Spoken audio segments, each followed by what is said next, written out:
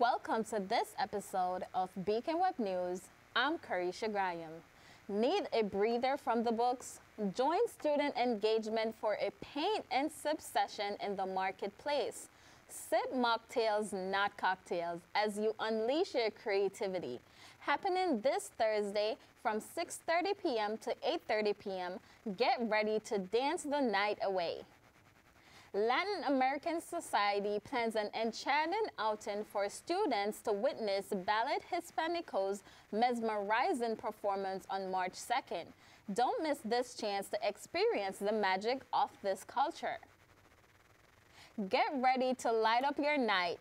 RHA invites all residential students to Club Glow in Hoosick Harbor on Monday, March 4th from 6 p.m. to 8 p.m.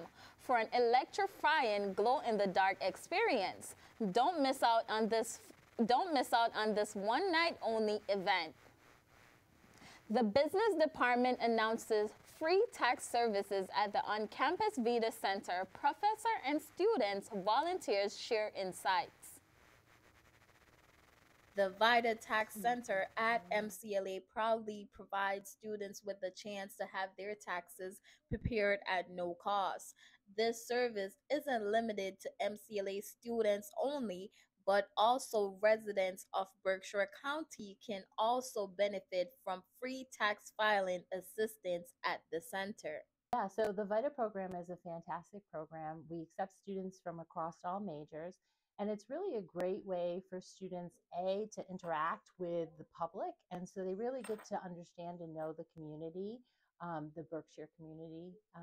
And then also they get to work together really closely, and so that helps to build friendships and to really help them adjust, I think, to MCLA, especially if they're new. Some students speak about their experience working at the center. I like the VITA program because of the friendships that you gain from it and the experiences that you also gain from it and the clientele that you get to meet. VITA is a way to learn a lot more and you get to practice it with other people.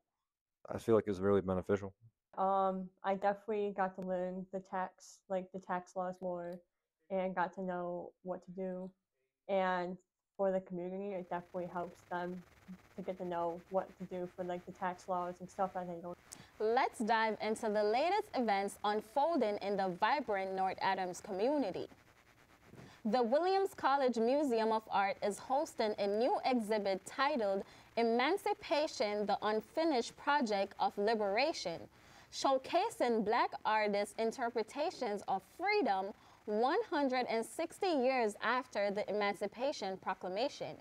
Curated by Pamela France, the exhibit dubbed on Friday and runs until July 14th, featuring works from 7 artists inspired by John Quincy Adams' Ward sculpture, The Freedman. The exhibit delves into themes of emancipation, incarceration, surveillance, and freedom in modern society. MassDOT has allocated funding for extra airport safety and maintenance projects at North Adams Airport within the current fiscal year.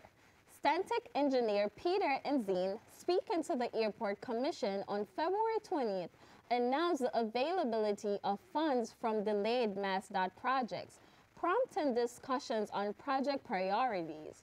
The Commission agreed to utilize the funds for urgent upgrades, including aging fuel tank improvements and purchasing essential equipment such as snowplow and dozer blade. While the replacement of the Shamrock Hangars roof was considered the priority was set on safety measures, the Commission also discussed the potential installation of security cameras and the pursuit of an navigation easement on neighboring property to address possible obstructions. The allocation of funds for these projects is pending approval for the next fiscal year. Additionally, Airport Manager Bruce Goff highlighted electrical concerns and recent runway maintenance efforts, ensuring the runway safety and operational readiness. Kyle Richard Wilbur, 32, faces charges for allegedly robbing Beacon Cinema on Friday. Wilbur was arraigned in Pittsfield District Court for armed robbery on Monday after police responded to an armed robbery report at 57 North Street. According to authorities, Wilbur demanded money from a staff member, fled the scene, and was later apprehended based on witness descriptions. Although no weapons was found on Wilbur, cash was seized as evidence. Progress on the Glen construction moves ahead. Let's take a look. As you can see behind me, the construction of the Greylock Center is ongoing. This project aims to usher in a new era of ecotourism. Mike Wynn, the executive director of the Greylock Glen project, elaborates further on its advantages and objectives. I think they're going to love it. So there's an extensive trail network already in existence that my staff and I are going to do some work to improve this spring. But the trail network now has been supported, pretty much just by primitive, porta potties. And so to have a space where you can come, gather, get warm, use the facilities, get some food. But the outdoor center is really just the beginning of our experience here. Scheduled for late summer or early fall, the resort's progress is eagerly awaited by many. So this phase of the project, which is the Greylock Glen Outdoor Center, will be opening up probably late summer, early fall. I'm very excited. So this is decades in the making for the town of Adams, and we are finally at this point where we will have a beautiful space to welcome visitors and outdoor enthusiasts of all levels. So I can't wait to open the doors and allow everyone to come in and enjoy this beautiful space. Exciting times lie ahead as the vision for the Greylock Center takes shape. This is BWN. I'm Karesha Graham.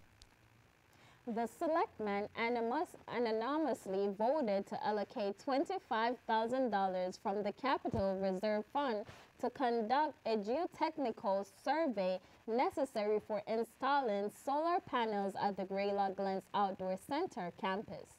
Town Administrator Jay Green informed the selectmen on Wednesday, February 21st, about the need for additional funding despite state support covering most of the outdoor center's construction costs.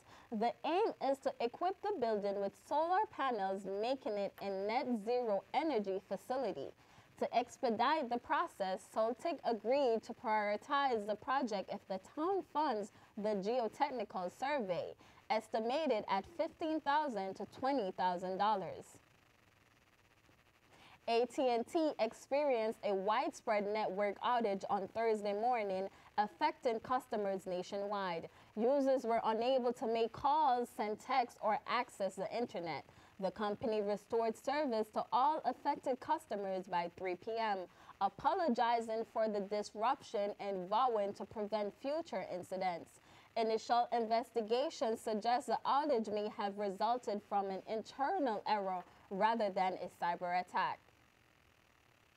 In an era where the dating scene is already rife with uncertainties, TikTok sensation Rissa Tissa has sent shockwaves through social media with her gripping video series, Who Did I Marry? Spanning a whopping 50 parts, Tissa recounts her roller coaster journey of meeting, dating, tying the knot, and ultimately divorcing a man she calls Legion, a self-proclaimed pathological liar. What began as a quest for love swiftly transformed into a nightmare for Tissa, who never fathomed her real-life drama would captivate millions online.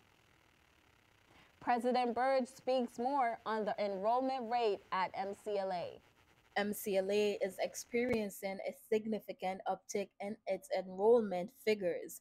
President Burge of MCLA recently shed light on the institution's remarkable progress in this regard, emphasizing the various factors contributing to its success. So this fall, we launched the new year with 933 students, which was about 5 students less than we had last year in the fall, which we think is actually a pretty good number. We were anticipating fewer students, but enrollment came in higher, primarily because of new academic and athletic programs and because of increases in retention. MCLA continues its journey of improvement, especially in diverse sectors. I think our commitment to diversity, equity, inclusion, and belonging is palpable. We can detect that. I think we've had some success, although I think we need to do better. Over the last couple of years, we've steadily increased the percentage of students of color who are coming into campus every year. The pandemic was hard for us. A lot of students of color left the institution, and so we're rebuilding. But I think right now we're in the high 20s, 30% of the incoming class being students who identify with one of the Alana categories. As MCLA continues to evolve, it remains dedicated to enhancing its offering across various domains. Now from the Beacon. As concerns about mold and water intrusion persist on the MCLA campus, the institution has embarked on a proactive journey to fortify its buildings and enhance safety measures. These proactive actions tailored to address specific challenges and prioritize the well-being of the campus community underscore MCLA's commitment to maintaining a safe and supportive environment for all.